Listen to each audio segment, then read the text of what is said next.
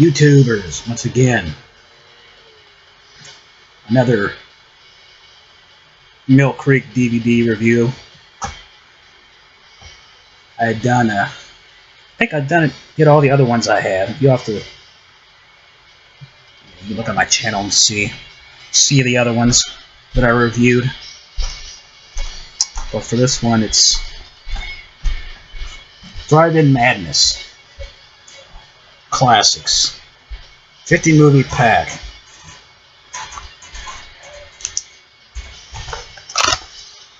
Like most of these. It opens up.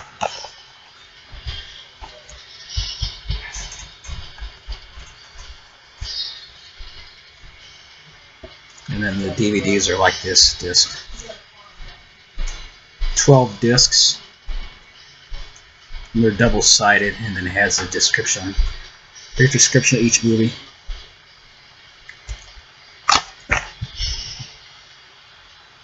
Let's read what it says here. Drive-In Movie Classics DVD collection. Time to get the popcorn and lean back the recliner. For 50 drive-in classics, I will take you back to a golden era of overacting and cheesy special effects. You don't take it too seriously, do they? Flee from the invasion of the B-girls and chill to the horror of the zombies. Don't look in the basement in case you find a legacy of blood or some spare parts. Even if the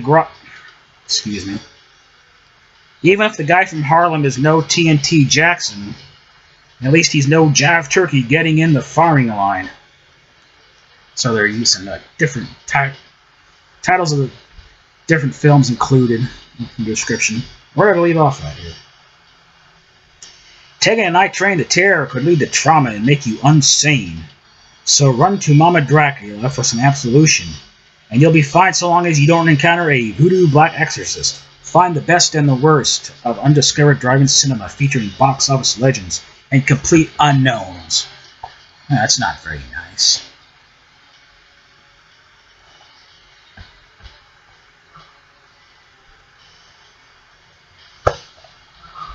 So, let's just get a rundown of each one and my thoughts on it. Not sure if I watched all of these. I think I did. Usually what happens, what I do with these, if it doesn't keep my interest within the first 15 minutes, then I turn it off to watch something else. Yeah, let's see if I made it through all these. I don't remember.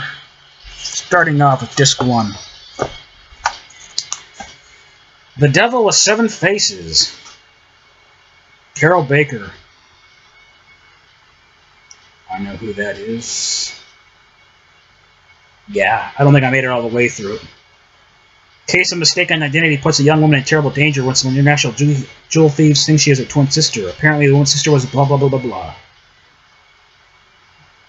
I don't remember that one. Twister's Revenge from 1987 is, excuse me. Actually, I think that's the first movie I watched on here. It's about like a talking monster truck or something. It's pretty stupid. A couple of good old boys are trying to steal it. Yeah, it's not very good. It's Mr. Twister, you've never seen a truck like this before. And you've never seen the likes of Kelly, Dutch, and Bear either. They are after the monster truck's brain, a sophisticated and very expensive computer control module. Day of the Panther. Another one I don't remember. John Blade. That's from 1988. John Blade is an undercover agent on assignment in Australia trying to track a drug lord. It seems that... boring.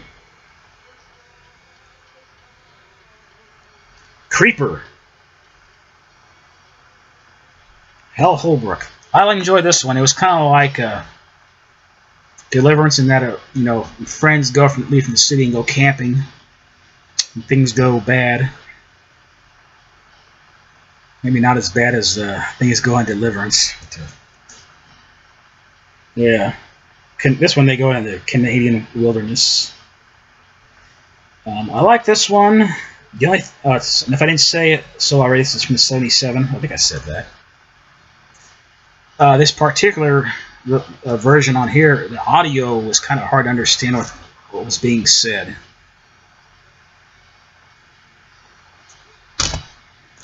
Disc 2, Going Steady. A trio of teenage boys is growing up during the 1950s in, you guess, Chicago? No. Brooklyn? No. Philadelphia? No. Growing up during the 1950s in Tel Aviv. What the hell? Listening to American rock and roll music and getting into some of the same situations their American counterparts do. Excuse me. Damn. November.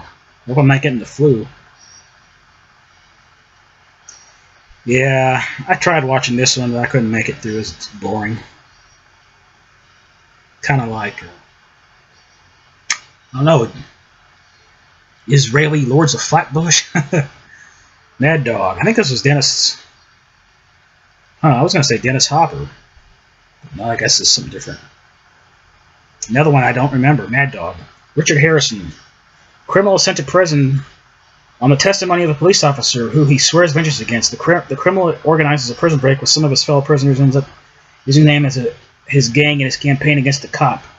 After the gang leader attacks the officer's wife, the police man decides it's time to make the criminal pay.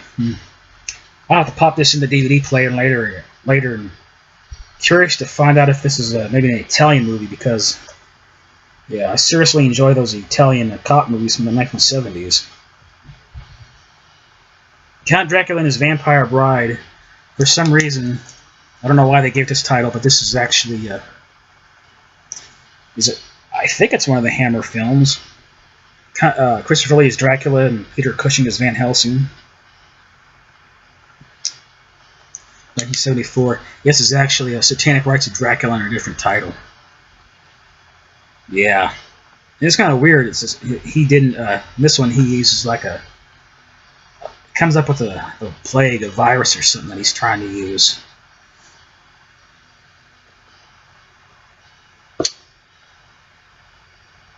I did enjoy that one. Yeah, oh, here at the end it says, this was the last Hammer horror film featuring Christopher Lee as Dracula. So I think the one before this was Dracula AD 72. Here we have Country Blue, 1973. I enjoyed this one. It's kind of another one of those good old boy movies with Dub Taylor, who goes through the entire movie wearing a filthy... It's not a t-shirt, I can't remember what's on it. Mr. Bubble, something about X-Lax on the back of it. Yeah, trying to make out what exactly his t-shirt says. Like, I don't remember. But he works in the shop. I think it's his works as a mechanic. And this guy helps him out. Young fellow that's in love with Dub Taylor's daughter. And I think he's already done time, and he gets out. And he decides that working a job isn't for him. He wants more than that. So he decides he's going to rob a bank, and of course his dumb girlfriend decides to go along with him. And yeah, I'm not going to spoil it. Things do not go well. Things go really wrong.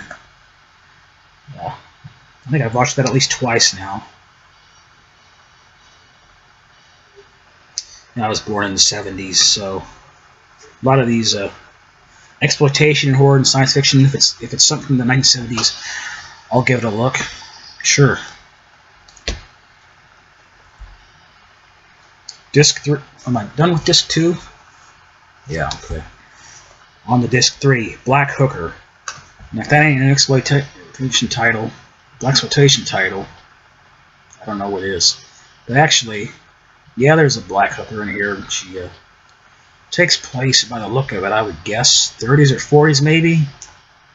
Here's what I don't understand. Somehow this prostitute, she's black, so she must have gotten locked up by one of her Johns. And yet her son is Caucasian. He's as white as I am, and he has blue eyes, blonde hair. Now how in the hell does that happen? Anyway, she doesn't care about him. She lets her believe it's her parents to take care of him. He grows up, and there's a black girl that's his friend. And later on, His mother comes home to visit for a while. To me, it kind of looks like it could have almost been based on a play, because there's not that many sets and there's not that many characters. But it's not a bad movie. It's not. I wouldn't say it's exploitation. I'd say it's more like drama, I guess. Jive Turkey. Now this is blaxploitation here. 1974, same year as Black Hooker. Turf battle between the mean streets. It's a turf battle over the mean streets of Harlem between Italian mobsters and the black hoodlums living in the neighborhood. Oh yeah, watch for a brutal transvestite mobster who kills with their high-heeled shoes. Yeah, I remember that. Yeah, I think she uses a razor or something. Has razor blades in her hand and cuts somebody up in one scene. I wonder who's killing her now. 1976, I think. This is the one. It's just really bizarre. To me, it kind of reminds me of a little bit of the Mel Brooks movies from the 70s. Maybe something that Marty Feldman would have came up with. I think it has George Mamoli. You're probably thinking, who? He plays Philbin in Phantom of the Paradise. And he's in a movie called Hot Potato with Jim Kelly. Yeah, this one's not bad. It's funny. Yeah, like I said, some guy's trying to. I think he wants to. I think he puts a hit on his wife, and then for some reason he's trying. Later on, he decides he wants to try to stop him. He meets up with these different goofy characters. Savage Weekend. A rich. Yeah, that's one of those old slasher movies. 1976. Rich New York City businessman decides to take his fiancée and a few friends upstate to his vacation home to relax. This might be the one where some guy, killer, wears a weird mask. Of course, how many other movies are like that where the killer wears a mask? This one's really goofy looking.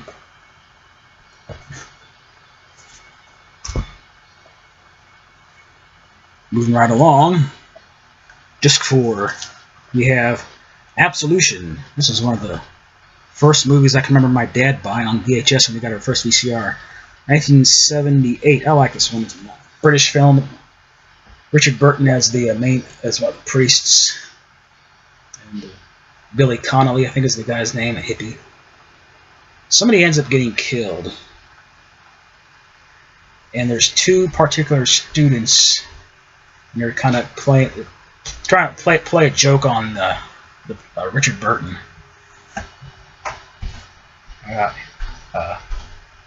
Who's buried in that grave, and excuse me. That's a good movie. Breakout from Oppression from 1978. I don't recall this one. I think it might be a Hong Kong film, or maybe Filipino. I don't remember.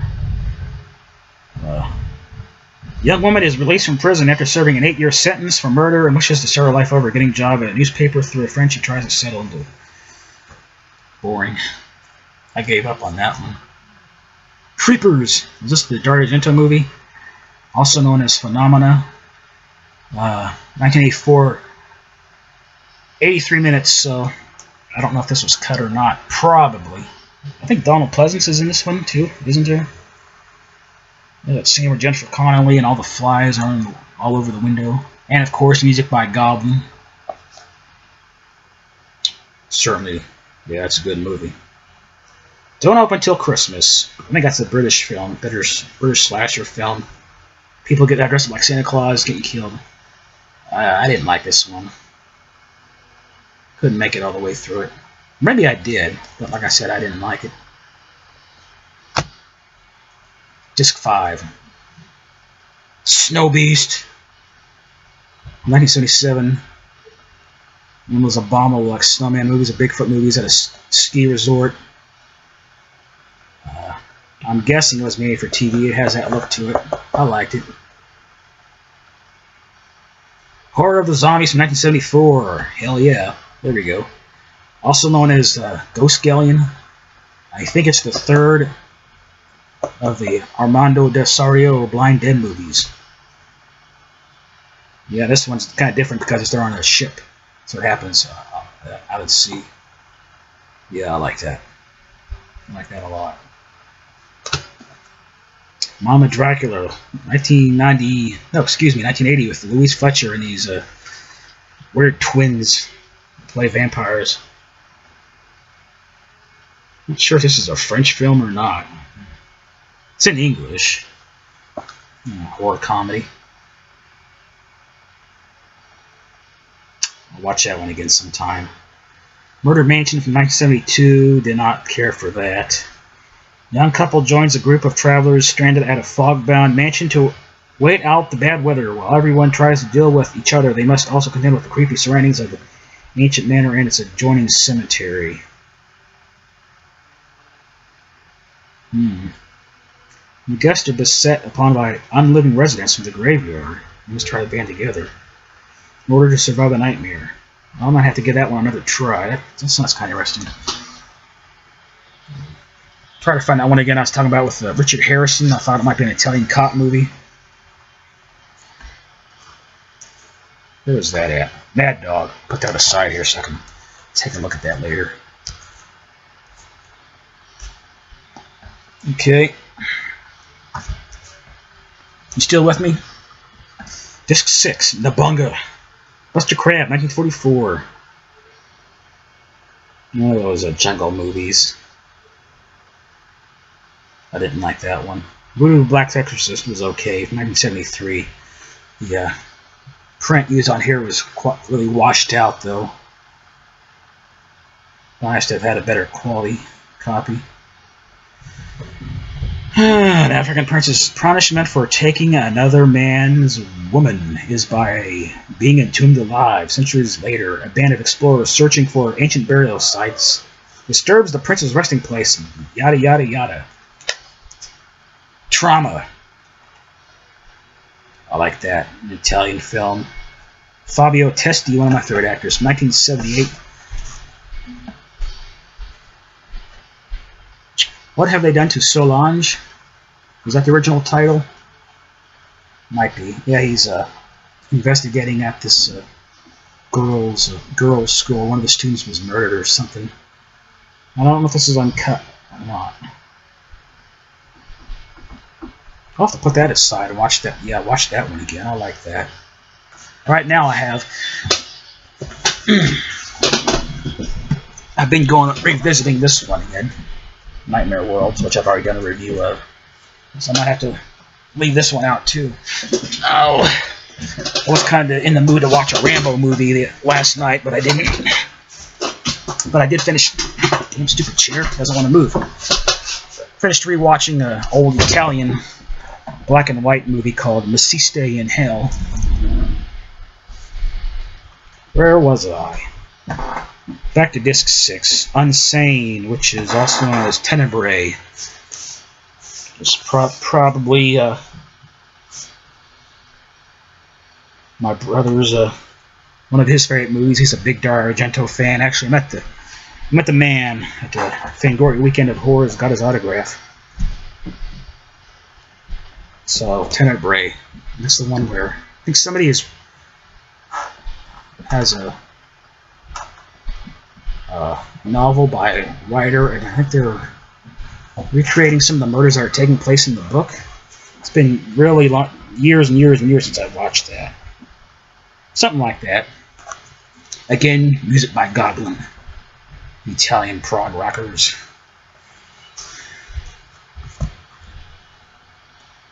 Disc 7 in Hot Pursuit. Oh yeah, this is the one with the Ocean Douche, I think is what they're called. There's a Ocean Douche. Yeah, real life brothers that make their living by smuggling dope. This is the one where they said, screw it, we're not doing special effects.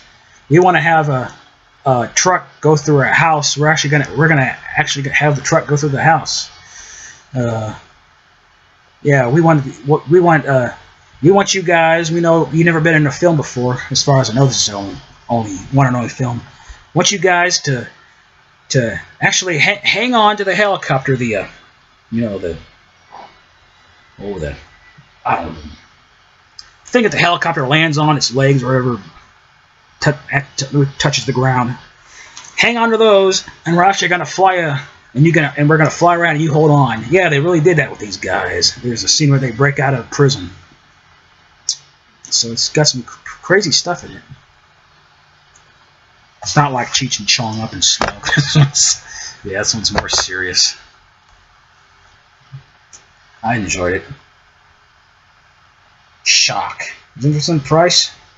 Yeah. Shock from 1946.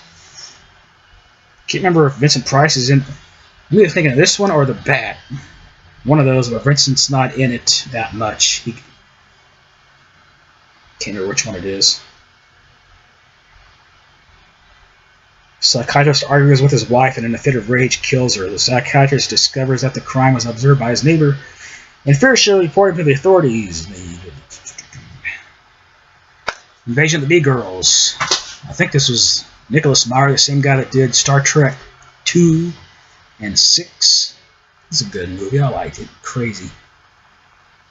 Yeah. Telling the guys in the town, don't have sex. You might end up dead. What? You expect us not to have sex with our wives? Yeah. Oh, William Smith is in that. Little William Smith. 1973. Katie's Passion, 1975. Rutger Hauer. Can't remember who the director is on this one. He's, I know Rutger did a few movies with the fella, and yeah, I can't remember his name. I was not going to say on there. This poor this young girl from a poor family is somehow Rutger finds her and doesn't bring her up. And yeah, it's not really I'm gonna say it's drama. I wouldn't say it's really exploitation. There's a little bit of sex in it.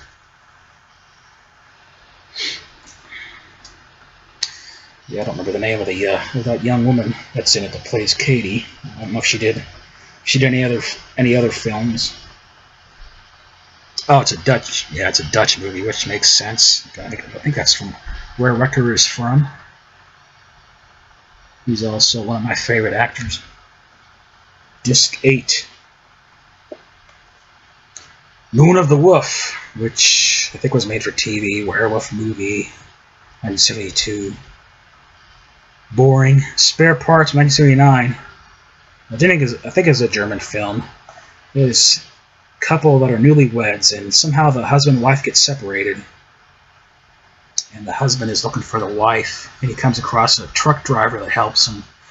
And a nurse, or is she a doctor, also helps him. Florinda Belkin. Hope I'm pronouncing that name correctly. I like her a lot. She might be my favorite actress. Yeah, I like that one a lot.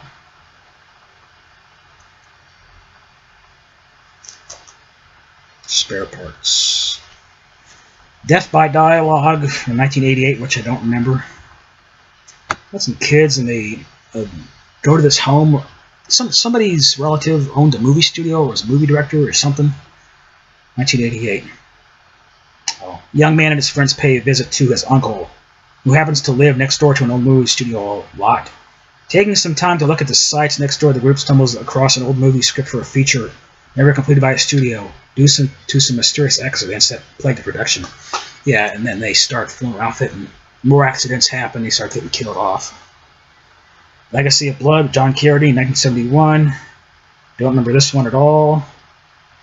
An aged millionaire passes on and leaves his 4 children his large fortune. According to his will, the 4 heirs must spend the 1 week at his estate in order to split up the fortune. If any of the heirs leave or die before the week is out, the remaining children will receive the money, and if all the heirs are gone, the servants will gain the inheritance. Once everyone has run the estate and settled in, strange things begin to happen, and the heirs begin to turn up dead. I actually read that whole description. Oh, we got 4 more of these to go through. Disc 9, Night Train to Terror.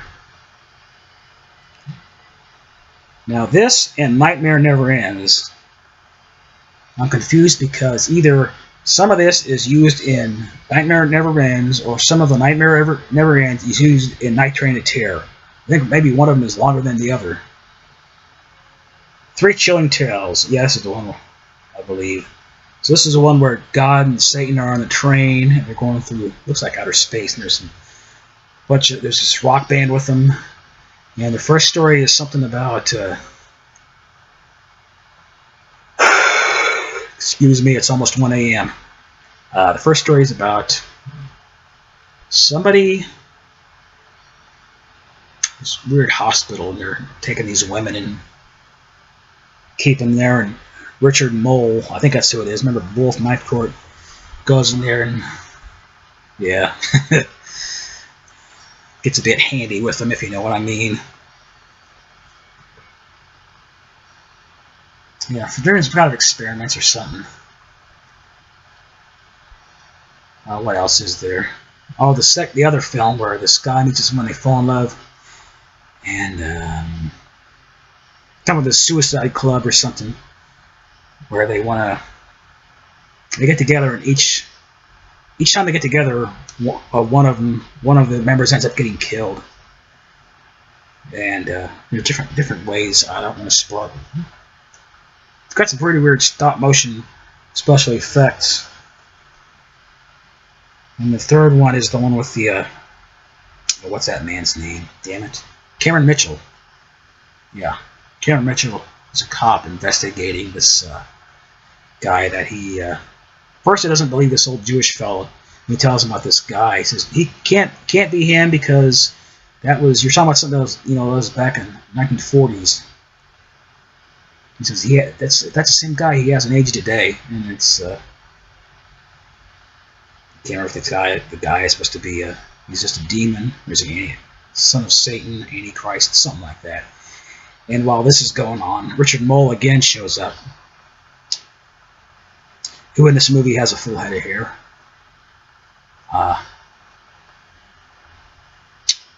And he writes a book about how he has supposedly has proof that God doesn't exist, and I think he claims that Satan doesn't exist, and so this guy that's the demon or whatever it is, he wants to get Richard Mole to help him, and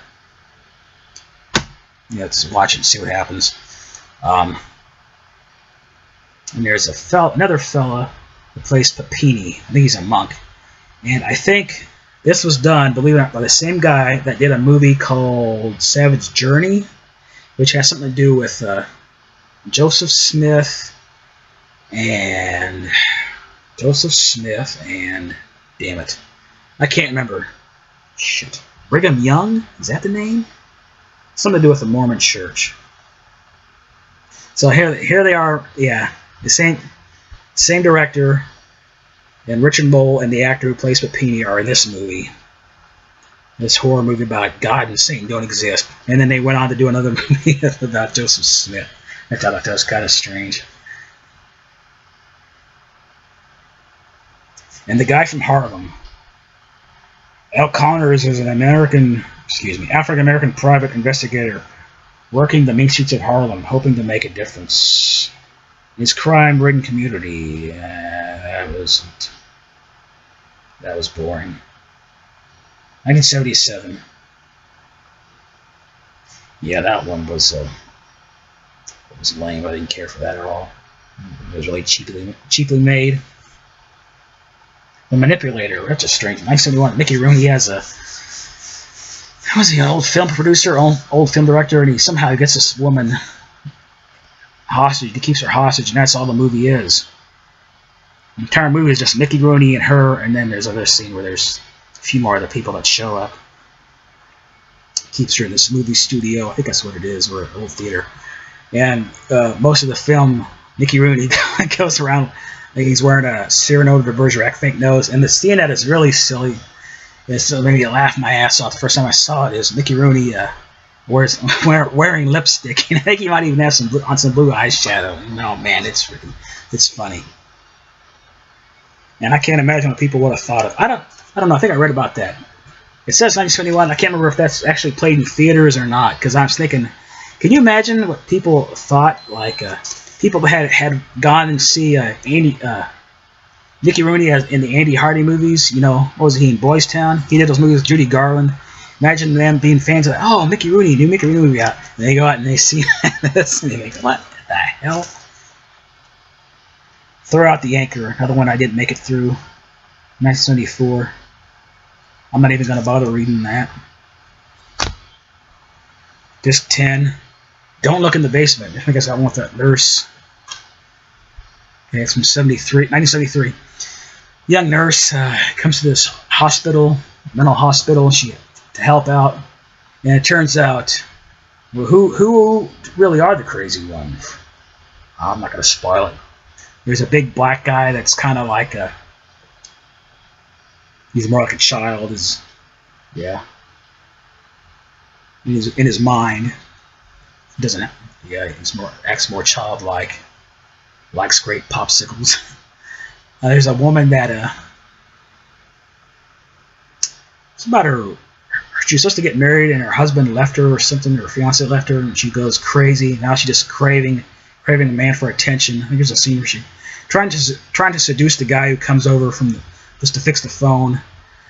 There's a funny looking guy, kind of reminds me of a cross between Horseshack and Ralph Malph. Who else is there? Some woman who keeps her baby doll. Some guy that was a former lawyer, I think, or something like that.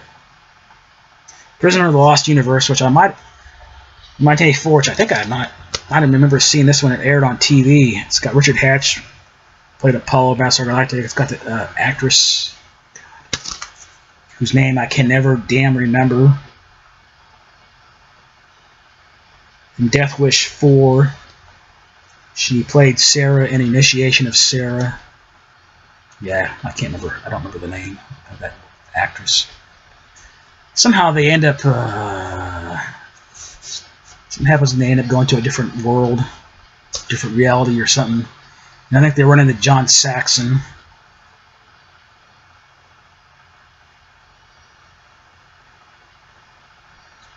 Yeah, John Saxon plays the main villain in this. It's okay. Rattlers. 1976, I think I can remember my brother renting this on VHS a long time ago. Back when you used to be able to rent VHSs from a Price Chopper. Rattlers, well, I mean, do I even need to bother reading the description on that one?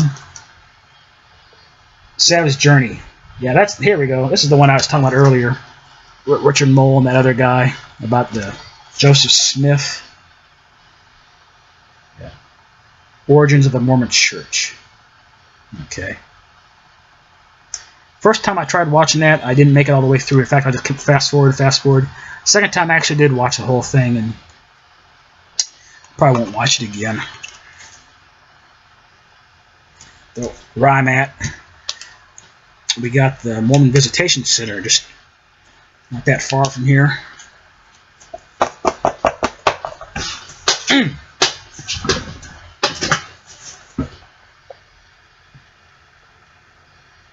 Where was I? That was disc 10. Disc 11, The Firing Line. What is that? 1999. Shannon Tweed. Was she married to Gene Simmons? Something like that, I think. I didn't watch that at all. I'm not even going to bother reading it. Treasure of Tiopa, 1974, was boring. Group of explorers head off into the Mexican Badlands in search of hidden golden treasure. Island Monster, Boris Karloff, 1954. Didn't watch it. Boy, disc 11. Nothing good on here. Beast from Haunted Cave, from 1959.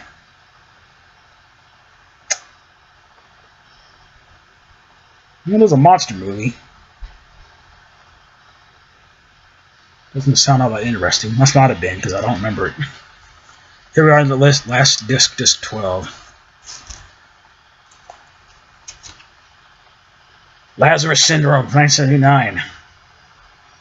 A Reverend cardiologist is dedicated to his profession, and his passion many times bring him at odds with his supervisors, especially the chief surgeon. Well, that's Louis Gossett Jr. Yeah, I didn't like that. I didn't make it all the way through. Prime Time is kind of funny. It's kind of like a Kentucky Fried Movie. If you ever seen that, or Loose Shoes, it's like a. It's kind of like, imagine somebody taking control of the airwaves, and they're showing all these shows. Shows and TV commercials and advertisements for movies. It's kind of funny. Some of it is stupid and doesn't work at all, but there's some funny bits to it. Legend of Bigfoot, I like this. I can't remember if I actually might have seen this at the drive-in. 1976. It's more like a nature documentary. There's a lot of it that doesn't have to do with Bigfoot. Just some guy going out talking about how trapping different animals and different things like that. But yeah, I liked it. Ivan Marks did a good job. Filmed it and narrated it. Supposedly, there's some controversy. Did he actually film this or not, or did he just, or of course, did he really see Bigfoot, or that's open for debate. But he might have said, "Oh, Bigfoot's really popular now. Yeah, I know about nature and all this stuff and trapping. I can go out and make my own movie. Make some money off of it." Slave with a Cannibal God, 1978. Those Italian exploitation cannibal movies. Ursula Andress and Stacy Keach. Also one of my favorite actors. And I can't remember who the other actor is. So it might have been the same actor that's Lucio Fulci's Zombie that plays the doctor in that. TNT Jackson, 1974. When Diane Jackson's brother is killed in Hong Kong, she goes undercover to take down the drug lords responsible for his death. Yeah, I didn't like that one that much. Excuse me. Women of Devil's Island, starring Guy Madison. If that's the guy who I think it is, he's in some of those spaghetti westerns. Group of women prisoners arrive at the penal colony on Devil's Island. One of them is hoping to find her sister. A new administrator arrives at the prison and begins to make reforms on the treatment of the prisoners, which doesn't set well with the old staff, but the man may not actually be what he appears to be. And that's another one that I didn't finish watching. Guess what? 38 minutes and that's it. Wow. Well, I hope you learned something.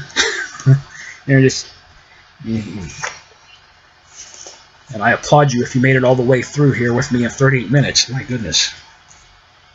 Well, that does it for that. I'm not sure, but I think I've reviewed all of these movie packs that I have. So again, Driving Classics. 50 movie pack from Mill Creek. If you can get it for cheap, yeah, go for it. I mean, hell, you get, what, 50 movies? I can't imagine. You should be able to pick this up for probably $15 depending where you shop around. I'm not even sure if Mill Creek are still around. I think I remember reading something about they were having a big blowout sale, so they might have closed up. I don't know. Alright, that's it for this one.